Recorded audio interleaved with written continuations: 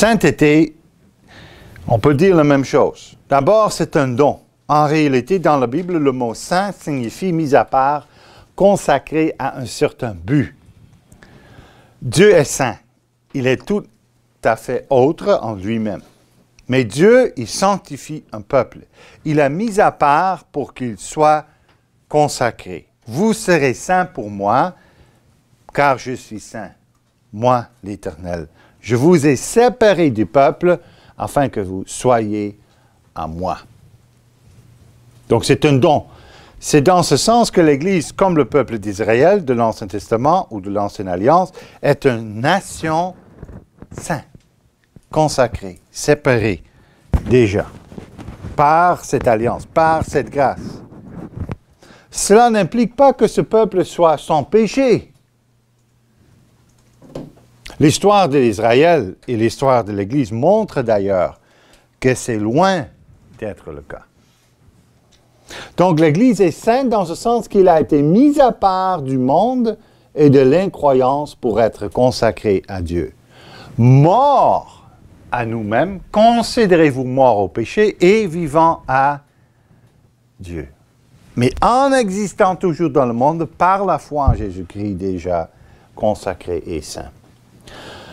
Dans l'Église, donc l'Église est sainte dans ce sens qu'il est mis à part du monde. Le mot saint ne se rapporte pas en premier lieu à une qualité morale, sans péché, parfait. Le terme saint part d'abord de l'action de Dieu. La sainteté de l'Église est un don de Dieu.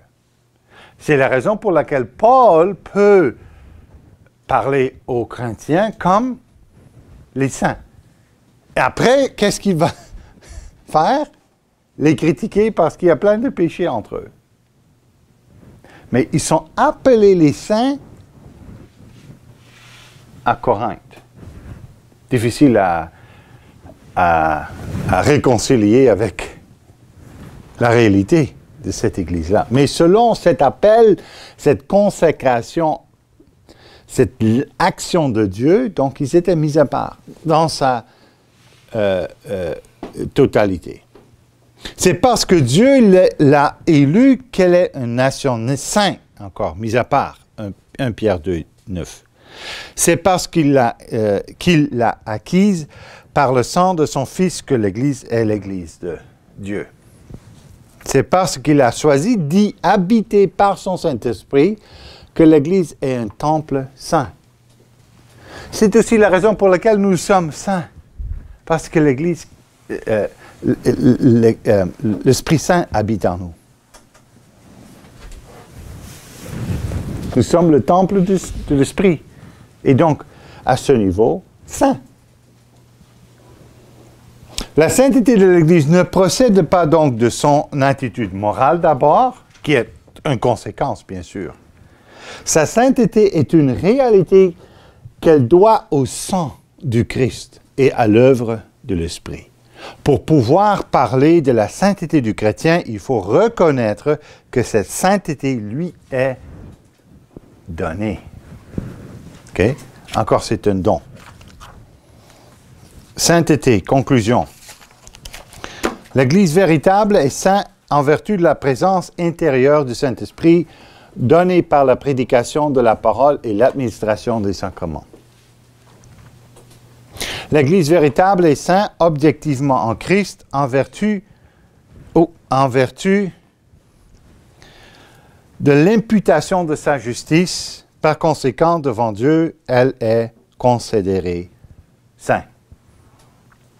L'Église, 3, véritable est la communio sanctorum de ceux qui, par une vraie foi en Christ, vivent selon l'Esprit et non selon la chair. Donc, c'est une conséquence. De nouveau, dans l'Apocalypse, la sainteté de l'Église est autant un don qu'une promesse que Dieu lui-même accomplira un jour. Donc, c'est un don déjà, mais c'est aussi une promesse. Et l'Église est toujours donc une réalité eschatologique en même temps. L'Église existe dans cette tension du déjà reçu, déjà saint, déjà une, mais pas encore. Parce que ça va se réaliser dans la vérité sur la nouvelle terre et dans le nouveau cieux. Entendu? Donc, comme un chrétien, l'Église existe dans cette tension entre le déjà et le pas encore. Parce que nous sommes les deux ensemble toujours. Alors, quelques observations. À noter, l'Église devrait faire attention de ne pas se séculariser. Encore une fois, c'est la même tension. Ou se confondre avec le monde, la chair, dans cette perspective.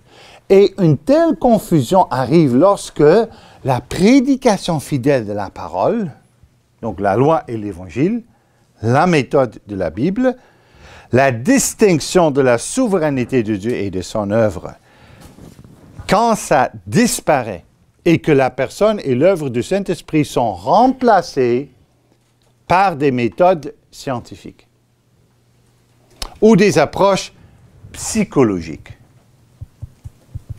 Très important. Alors, quand on va introduire des approches plus scientifiques ou psychologiques, ou Freud devient plus important que Christ, là, on va séculariser l'Église. Et ce n'est plus l'Église. Mais il faut donc continuer de prêcher la loi et l'Évangile.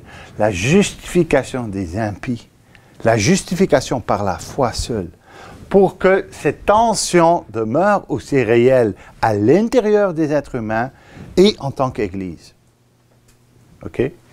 Pour que l'Église reste ce qui est en Jésus-Christ et ne pas se confondre avec le monde. Très, très important.